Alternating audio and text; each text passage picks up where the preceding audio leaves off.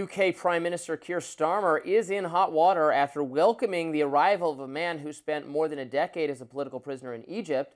Alaa Abd El-Fattah moved to the United Kingdom just last week after being pardoned by Egypt's president in September. He obtained British citizenship in 2021 through his mother, but had lived in Egypt for most of his life. His move to the UK has been met with controversy after old tweets from El-Fattah went viral, leading to some calling for him to be deported.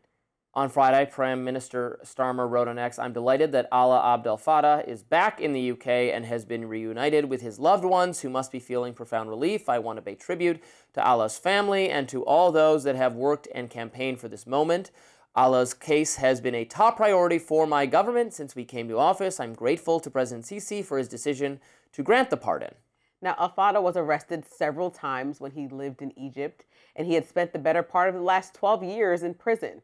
When he arrived in London on Friday, old tweets from around 2010 started to resurface. In some of the tweets, El-Fattah says he hates white people, and in another called the killing of Zionists, quote, heroic.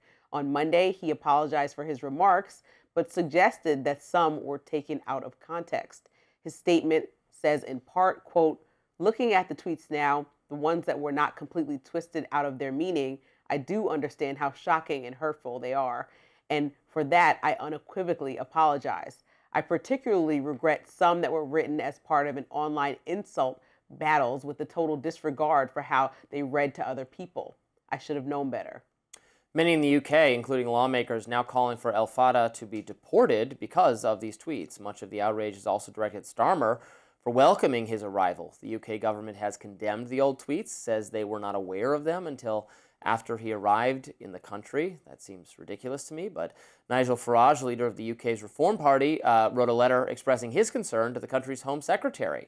He writes, "The government has since suggested the Prime Minister was unaware of those comments. Unfortunately, such an admission only compounds his ineptitude. It should go without saying anyone who possesses racist and anti-British views, such as those of Mr. El-Fattah, should not be allowed in the UK." And right-wing British activist Tommy Robinson writes on X, "Alaa Abd El-Fattah spits in the face of our nation, our people, our weak politicians, and laughs at us.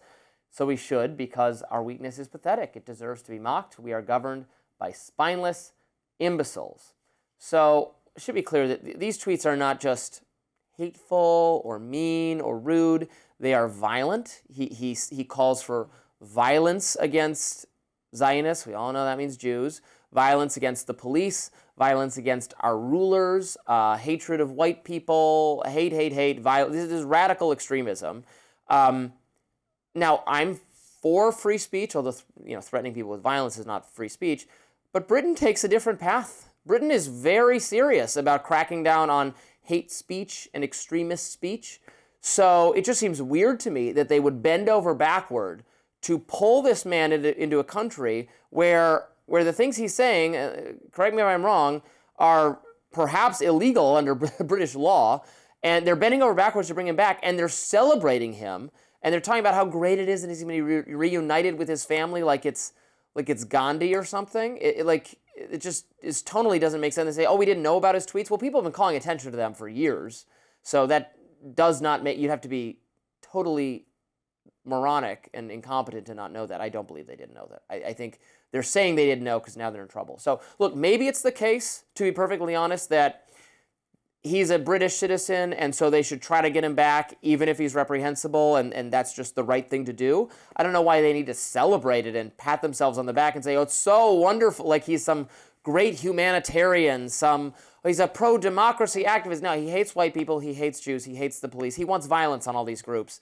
This is not we shouldn't be proud of this person. That's where I really quibble with what they're doing. Yeah, I think the things that he said online were definitely beyond, egregious. They were Right. Hateful, something that They're violent. Violent. We shouldn't sell, especially the thing that, like you said, when he said he wants to see people killed. Like that's obviously something that should be called attention to. I know that Keir Starmer is having a tough time in UK because a lot of people are looking at him as weak and use the word imbecile and things. There's a conservative party that thinks that they should be in leadership over there, and we know that even by him inviting and meeting with President Trump when he came over there, he wanted to show, and that was a couple months ago, the president visited the UK, that he has some alignment with the president over here to show that I can play both sides of the aisle. I can make deals come through. There's tech deals that he worked on with President Trump, and he wanted to look stronger than he actually is. And I think that some of this, and I don't know how much of his tweets were very obvious. I think when you're vetting anybody that you want to champion, you will look into their background and history. That's like a simple thing that people that are I've heard of this guy before. I've heard, because there's been campaigns, liberal people in Britain saying, we got to free this guy. I'm like, oh, who is this guy? And you can look on his Wikipedia page, and it says he's said all these things, so it's not hard to find. It is not a mystery. It's not that these tweets were hidden. And again, I'm not someone, resurface old tweets, get them in trouble. You said something problematic when you were 13, and now you deserve death or something. No, that's not what he did here. He evinced views that are violent and extremist. But they're bringing him home, and there is a part of this that the context of me saying everything about what Starmer is experiencing in the UK right now is because the Conservative Party would like to be the next in charge and want to show more and more reasons about why this is not somebody who's on the side of the people of UK. And so this is another example. If this was obvious news, that it's a slip up and a big miscalculation on the party in charge right now part. But for the conservative movement, they're kind of like, look at this. This is another example about why you guys shouldn't have voted them in office.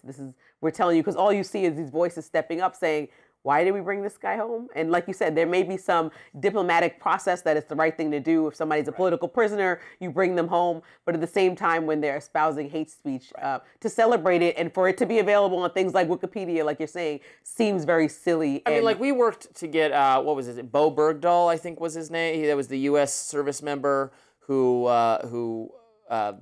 was captured after doing something dishonorable. I think he deserted or something of that nature. And we worked to get him back, even though what he did was very reprehensible. We're not celebrating him. It's the right thing to do when you have. So the mistake was for you, the tweet saying, welcome back. That's the biggest mistake. They just seem so happy about it, yeah. Because you also say, I mean, and there's been some egregious, we've talked about a variety of different people that have sent out some tweets or some social media posts that have, and I can't say specifically if they've threatened death on anyone, but they've been, to me, repulsive in extreme ways. And you've been like, well, we can't take that and let that paint in someone's entire life. Well, that's usually your perspective. Yeah. So you would say that he should not be reunited with half of his family that's in the UK. He should just stay and live in exile in Egypt, or where should he go? I don't know. I know that I'm saying that, but the UK has strict hate speech laws. I oppose them, but they do have them. So they only apply to people who say racist things against other groups. They're not going to be applied to someone who said racist things about white people and Jews, is what we're saying. There's a double standard here. A Arab Muslim extremist who evinces prejudice toward others is shown love and kindness and compassion, and yay, we got him back. Whereas someone who evinced a hatred of minorities would be jailed in Britain itself, potentially, or fined, or whatever, because they have strict hate speech laws. I think that's what people are objecting.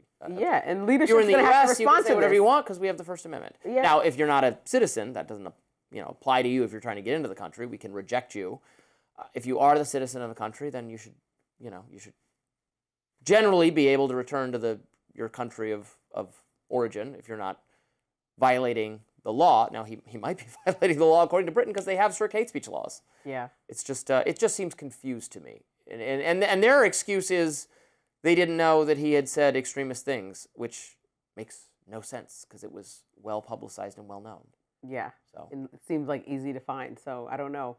We're going to stay on top of this. Next up, Bill Maher is railing against liberals whom he says have based their whole personality around hating Donald Trump. We'll be right back.